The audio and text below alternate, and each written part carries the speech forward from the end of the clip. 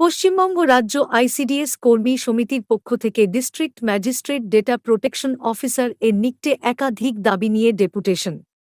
বুধবার দুপুরে জেলাশাসক দপ্তরের গেটের সামনে বিক্ষোভ দেখায়। তারই সাথে ডেপুটেশন জমা দেন।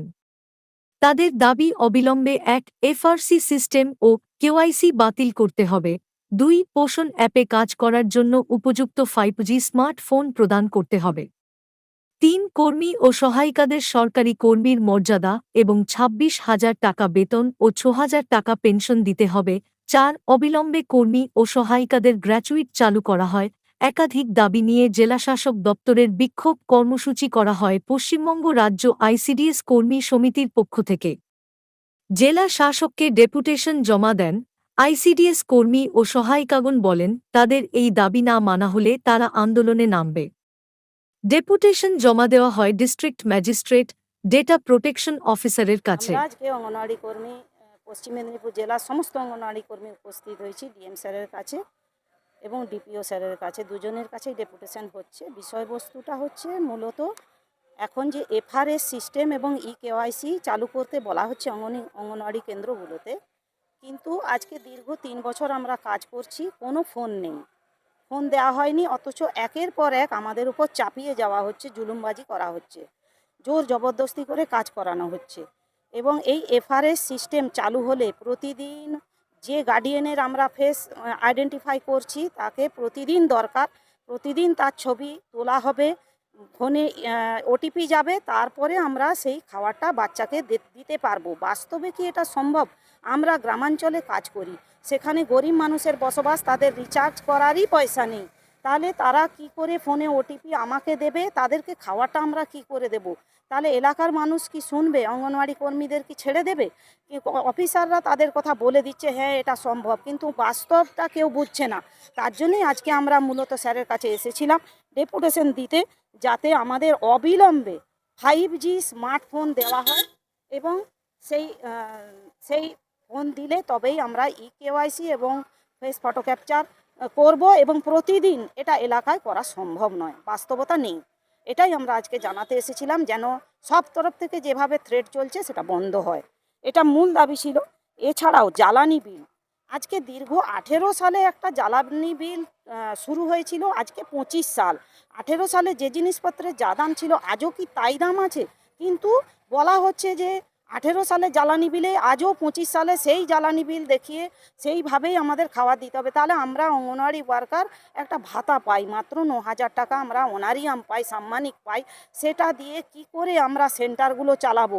বাচ্চাদের খাবার দেওয়া হচ্ছে, কিন্তু সেখানে কোনো আলুর বরাদ্দ নেই, ভাতের দিন খিচুড়ির দিন অল্প সবজি বরাদ্দ আছে, খাবারের মান উন্নত করা হচ্ছে না।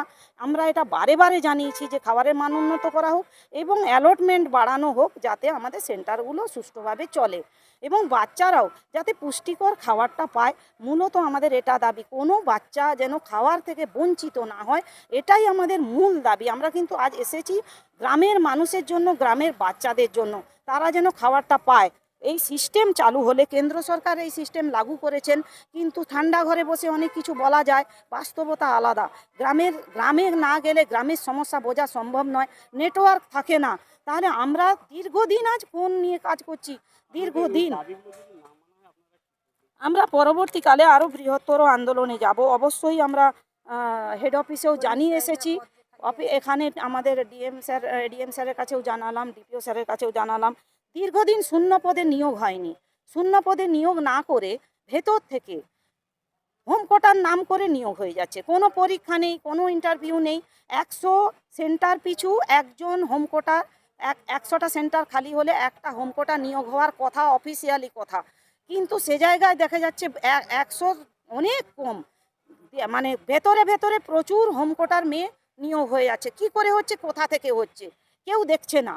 এই বিষয়টিও দেখার দরকার, তো তাহলে তো অনেক নতুন মেয়ে কাজটা পাবে। আমরাও চাই নিয়োগ হোক, দীর্ঘদিন নিয়োগ বন্ধ, কোনো নিয়োগ নেই। একজন কর্মীকে একাধিক সেন্টার চালাতে হচ্ছে, একজন সহায়িকাকে 2টো কাজ করতে হচ্ছে, একজন দিদিমণিকে 3টা সেন্টার চালাতে হচ্ছে, কিন্তু কোনো এক্সট্রা পয়সা আমাদের দেওয়া হয় না। ওই একটাই অনারিয়াম দিয়ে একাধিক কাজ করানো হচ্ছে।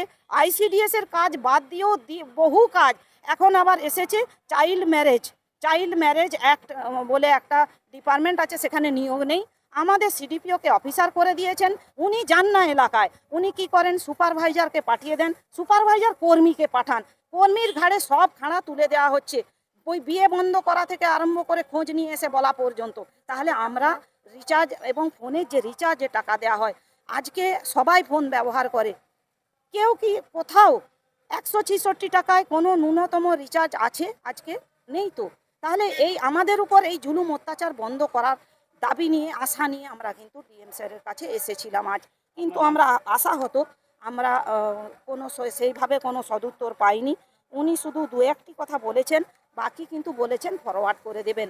এইভাবেই চলছে আমাদের অঙ্গনওয়াড়ি সিস্টেম, মানুষেরও জানা দরকার। আমার নাম ডালিয়া ভট্টাচার্য, আমি পশ্চিমবঙ্গ রাজ্য আইসিডিএস কর্মী সমিতির পশ্চিম মেদিনীপুর